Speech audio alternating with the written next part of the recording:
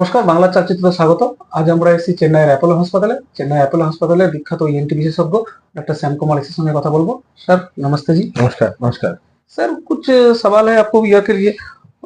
क्या common year का problem हो सकता है जो हम लोग और उसको कैसे ठीक कर सकते? ओनली जैसे यहाँ से कान से किसी का पानी होता है, जैसे यहाँ पे अचानक दर्द होगा या बच्चों का या सीनियर सिटीजन का, तब हम लोग क्या स्टेप ले सकते हैं? जी, कान में सबसे कॉमन प्रॉब्लम होता है जैसे सर्दी लगता है तो उससे जो है कान के पर्दे के पीछे फ्लूइड बनता है, तो उससे कान में दर्द होता है, खास करके रात में दर्द होता है। ये बच्चों में ज्यादा कॉमन है। ठीक है, तो उस टाइम में मेनली सर्दी का ट्रीटमेंट करना है, ठंडा खट्टा अवॉइड करना है, गर्म पानी पीना है, यही मेन ट्रीटमेंट है उसके लिए। उसमें कान में तेल देना या फिर कुछ और ऐसे मतलब ये हाँ। करने से थोड़ा खोती हो सकता है, पानी वानी देने से परेशानी हो सकता है। कभी कभी लोगों को लगता है इसमें क्या होता है, अंदर में जब अंदर फ्लूइड बन जाता है तो पर्दे के पीछे एयर बबल होता है, तो उससे जो है रात को सोते का ऐसा लगता है अंदर फरफर हो रहा है, कुछ कोई कीड़ा घुस गया है। लोग पानी वानी डाल देते हैं तो उससे जो है और इन्फेक्शन बढ़ जाता है और खराब हो जाता है। जब इन्फेक्शन कंट्रोल नहीं होता है तब पर्दे में छेद होके उसमें पानी फूस वगैरह बाहर निकलता है।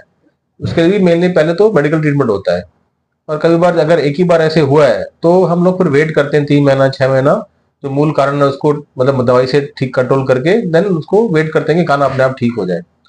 बच्चों में जनरली इसमें होता है अगर टॉन्सिल एडेनोइड का प्रॉब्लम है, जैसे बार बार सर्दी लग रहा है, उससे अगर कान में इन्फेक्शन हो रहा है तो पहले उसको ठीक करते हैं। बड़ों में भी अगर टॉन्सिल एडेनोइड प्रॉब्लम है उसको ठीक करते हैं, साइनस प्रॉब्लम है तो उसको ठीक करते हैं, फिर कान को ठीक करते हैं अगर कान में कोई परेशानी है तो। आमतौर से जो मूल कारण ठीक करने के बाद कई बार कान अपने आप ठीक हो जाता है। ओके। और सर कभी कभी हम लोग जो जैसे बार्ड्स बिक्री होता है मेडिकल शॉप के, वो बार्ड से यार क्लीन करना क्या सही है, क्या कितना तक सही है वो? जहां तक हम ईएनटी सर्जन बोलते हैं, मेडिकल बर्ड्स हो या नॉन मेडिकल बर्ड्स हो, बर्ड्स तो नहीं देना है कान में। एकदम नहीं देना। कान का नेचुरल बनावट ऐसा है कि अब जो अंदर जो मैला बनता है वो अपने आप धीरे धीरे धीरे बाहर आता है। जैसे हम खाते हैं बोलते हैं, उससे हमारा जबड़ा चलता है, तो उसके से मूवमेंट से जो कान के जिसमें है अंदर में एक मैकेनिज्म है जिससे मैला पूरा बाहर आता है। तो अगर आप बर्ड्स देंगे तो एक तो बर्ड्स का साइज आपका कान के सुराख के साइज का जितना होता है, तो पूरा मैला अंदर वापस पुश कर देता है और अंदर वैक्स बिल्डअप होता है, और अंदर लग गया उससे ब्लीडिंग हो गया, कभी कभी पर्दा भी फट जाता है उससे। कई बार मैला नहीं बिल्ड होता है तो बार बार कान साफ करने से अंदर में नॉर्मल जो चिकनापन होना चाहिए वैक्स का, वो सूख जाने से स्किन बहुत ड्राई होके बहुत खुजली होता है, और लोग फिर बार बार बड्स डालते हैं या कुछ पेंसिल डालते हैं, स्लाइड डाल के खुजाते हैं, उससे कान में एक्जिमा हो जाता है और वो खुजली फिर खत्म नहीं होता है कभी। Okay sir. And what are the science of hearing loss? लोगों को पता नहीं चलता है, थोड़ा सा कम सुनते हैं तो फिर इग्नोरेंस करते हैं, उस समय क्या करना चाहिए? ही मतलब सुनाई का प्रॉब्लम जैसे है, तो जैसे आप अगर एज के हिसाब से देखा जाए, एक तो अगर बच्चों में अगर बच्चा काफी छोटा है नॉर्मल एज में, जैसे उसका अब बोलना चाहिए या सुनना चाहिए उसको, उसका स्पीच और लैंग्वेज डेवलपमेंट जो है लेट हो जाता है या फिर कम बोलता है बच्चा। क्लास में अगर जब स्कूल वगैरह जाता है तो कम ध्यान देता है, वो सब बैठा रहता है चुपचाप, क्योंकि जब उसको माइल्ड हियरिंग लॉस होता है, जैसे हमने पहले बोला कान के पीछे फ्लूइड बनता है, बार बार सर्दी लगने से फ्लूइड लगातार रहने से पर्दा ठीक से काम नहीं करता है, तो बच्चे को एक माइल्ड हियरिंग लॉस रहता है जिससे उसको सुनाई नहीं देता है। और जब टीचर जब उसको चिल्लाते हैं, थोड़ा ऊंची आवाज में बोलते हैं, तब सुनाई देता है, तो टीचर कहते हैं ध्यान नहीं दे रहा है, ध्यान नहीं दे रहा है। एक्चुअल प्रॉब्लम होता है कि बच्चे को बार बार सर्दी खांसी होने से अंदर फ्लूइड बना हुआ पर्दा काम नहीं कर रहा है। Child will always have a mild hearing loss, तो उससे भी जो है बच्चे का स्कूल और इंटेलेक्चुअल डेवलपमेंट जो है कम हो जाता है। अगर ज्यादा हियरिंग लॉस है तो पूरा स्पीच ही इफेक्ट हो जाता है। ऐसे ऐसे इसमें आजकल रिकमेंडेशन ये है कि जब बच्चा पैदा होता है तो उसका हम स्क्रीनिंग टेस्ट करते हैं, न्यूबॉर्न हियरिंग स्क्रीनिंग बोलते हैं, वो टेस्ट करते हैं। उसमें देखते हैं 2 तरह के टेस्ट है उसमें, वो उसमें रेफर या फेल पास करके आता है। अगर फेल आता है तो कई बार हम जैसे ही 6 महीने फिर से टेस्ट रिपीट करते हैं। अगर बार बार ऐसे गड़बड़ आता है तो फिर आगे ईएनटी सर्जन को दिखा के पूरा चेकअप करना होता है। और ऐसे ऐसे केसेस में आजकल जो है, अगर कान का सुनाई दोनों साइड में बहुत ज्यादा खराब है, जैसे हम बोलते हैं 90% से ज्यादा या प्रोफाउंड हियरिंग लॉस बोलते हैं, ऐसा कुछ है, तो आजकल उसके भी टेस्ट करके कुछ उपचार है, जैसे कॉक्लियर इम्प्लांट बच्चों में ऑपरेशन करके मशीन लगाते हैं, और 2 साल तक उनका ट्रेनिंग चलता है उसके साथ मशीन के साथ में। तो ऐसा बच्चा अगर 2 साल के अंदर हम ऐसे ऑपरेशन करते हैं तो भाई 4 4 साढ़े 4 तक अगर ठीक से ट्रेनिंग करे तो नॉर्मल स्कूल जा सकता है, उसका स्पीच एंड लैंग्वेज में ऑलमोस्ट नॉर्मल हो जाता है। ओके। बड़ों में जो है, खास करके ओल्ड एज में जब ऐसे हियरिंग लॉस होता है, आज के न्यूरो साइंटिस्ट ने ये देखा है कि उस साइड में ब्रेन का फंक्शन कम हो जाता है, उससे याददाश्त मेमोरी और बाकी जो कॉग्निशन या जो उनका सोचने का ये होता है कमजोर हो जाता है, डिमेंशिया होने का चांस बढ़ जाता है। इसलिए बड़ों में भी अगर हियरिंग लॉस है तो मशीन लगा के उसको थोड़ा ठीक करना जरूरी है, ताकि ब्रेन का फंक्शन भी ठीक ठाक रहे। और एनुअल को ये आई ईआर चेकअप के लिए आप क्या सजेस्ट करेंगे? एक बार साल जनरली में 2 बार? हाँ, अगर एनुअल ईयर चेकअप ऐसे हम लोग जल्दी सजेस्ट नहीं करते हैं। अगर लोगों को कुछ परेशानी है, जैसे किसी से बार बार वैक्स बनता है, ओके। ठीक है, या किसी को कान में पहले से ही प्रॉब्लम है, या साइनस प्रॉब्लम है, या साइनस का सर्जरी हुआ है, ऐसा कुछ हुआ है, तो फिर एनुअल चेकअप करना बेटर है। ओके। और सर कोई ऐसा कोई दवाई ले सकते हैं या आप बोल सकते हैं किसी का कान में दर्द हुआ तो ऐसा कोई नॉर्मल जैसे कट से डेटॉल लगा देते हैं, ऐसा कोई नॉर्मल या ड्रॉप होता है जैसे हम लोग बाजार में खरीदते हैं कान में दर्द ऐसा कुछ होता है क्या? सर ऐसा तो हर किसी के लिए ऐसे वन साइज फिट्स ऑल करके ऐसा कोई सोल्यूशन तो नहीं है। नहीं होता है तो रेडीमेड ठीक है। ऐसा लेना ठीक भी नहीं है। हाँ, वो ठीक स्पेशलिस्ट भी का नहीं है, जाके क्योंकि मतलब कई बार ऐसा होता है कि अगर आप कान में कोई भी ड्रॉप दे देंगे, तो जैसे सर दर्द के लिए आपने कोई विक्स लगाया या कुछ लगाया, वो कुछ उसके रिलेशन से सर दर्द मालूम नहीं होता है, तो कान में ड्रॉप देने से थोड़ी देर के लिए कान का दर्द मालूम नहीं पड़ेगा, लेकिन अंदर का प्रॉब्लम फिर बढ़ता रहेगा। और साइड इफेक्ट भी हो सकता है उसका। हाँ हाँ। ओके। और सर गले के लिए आप आते हैं, गले में जैसे कोई चिल्ला दिया था तो फिर उसका हम लोग जैसे गला बोलते हैं भंग जाता है तो उसके लिए होममेड क्या रेमेडी हो सकता है? उसके लिए सबसे बेस्ट होम रेमेडी है, पहले चिल्लाना नहीं है, वॉइस रेस्ट देना है। अच्छा अच्छा अच्छा।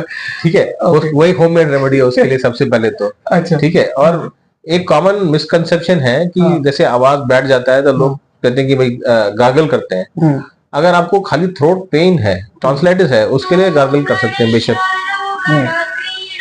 ओके। लेकिन अगर आपका आवाज बैठ गया है तो आपके वॉइस बॉक्स में सूजन है, गार्गल करने के लिए आपको वॉइस बॉक्स को एक्सट्रीम एक्शन करना है, दोनों मतलब टाइट बंद होके पूरा खुलना है, और वो भी बहुत रैपिड, बहुत तेजी तेजी से।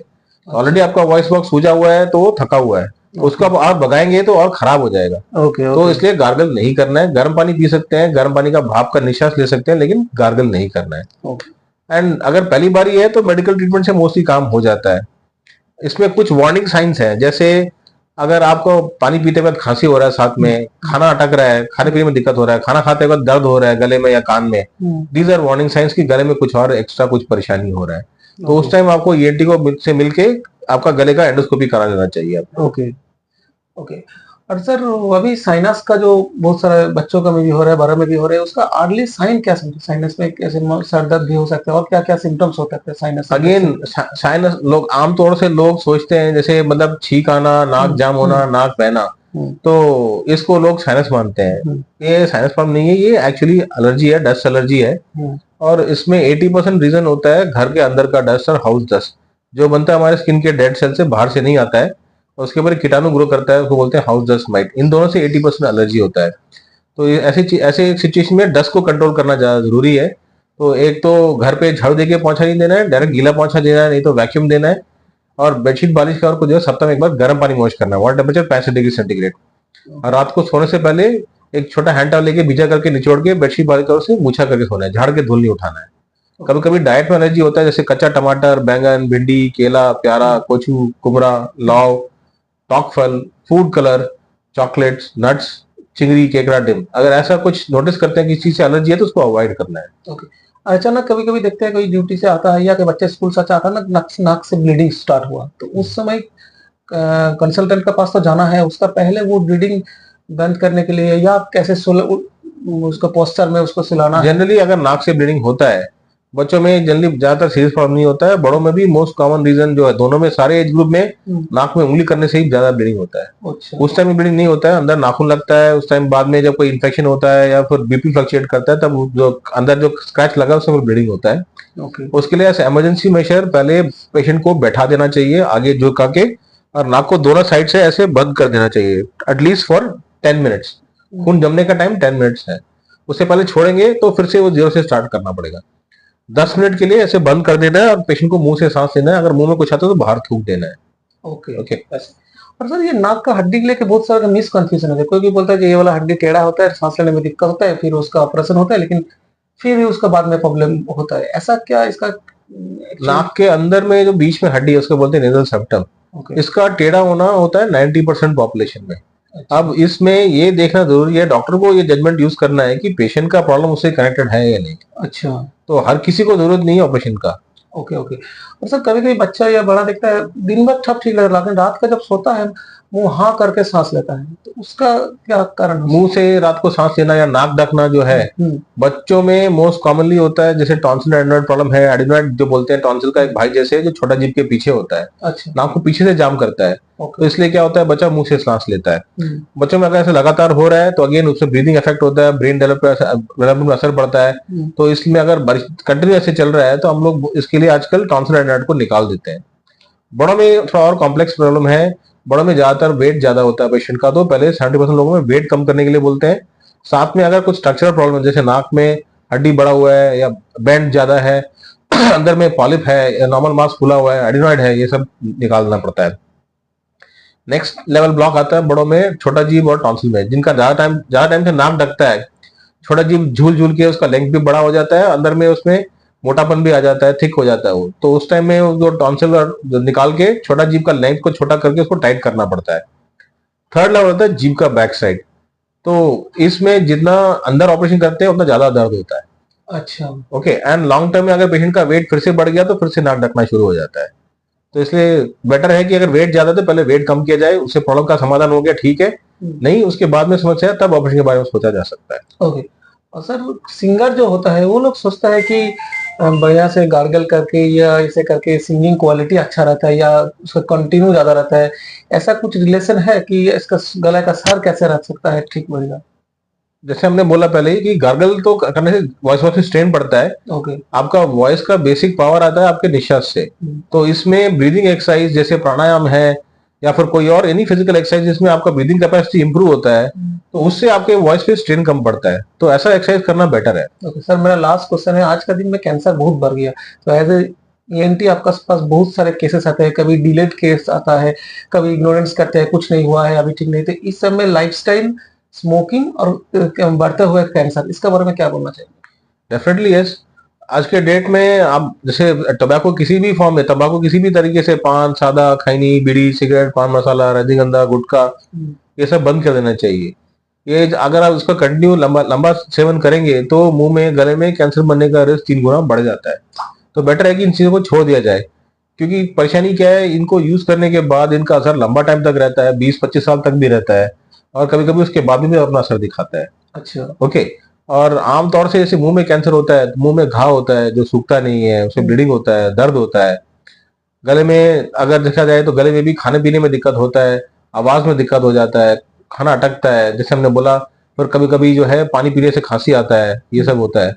नेक में स्वेलिंग हो जाता है, गिल्टी बनता है साइड में, या फिर थायराइड का अगर प्रॉब्लम है तो थायराइड यहाँ नेक के फ्रंट साइड में गिल्टी, सूजन होता है, दर्द होता है, और उससे भी परेशानी, आवाज का भी दिक्कत हो सकता है। तो वेरी रेयरली आजकल साइंस का भी कैंसर होता है कभी कभी, या नाक के बैक साइड में कैंसर होता है, उसमें नाक से ब्लीडिंग हो सकता है, नाक जाम होता है उसमें। तो ऐसे ये सब वार्निंग सिम्टम्स होने से, और रिस्क फैक्टर जैसे बोला हमने, तंबाकू यूज करते हैं, ड्रिंक करते हैं, तो ये सब करने से जो है फिर जल्दी चेकअप करना बेटर है। ओके, बहुत बहुत धन्यवाद सर, आप हमसे बात किए। नमस्कार। Okay okay.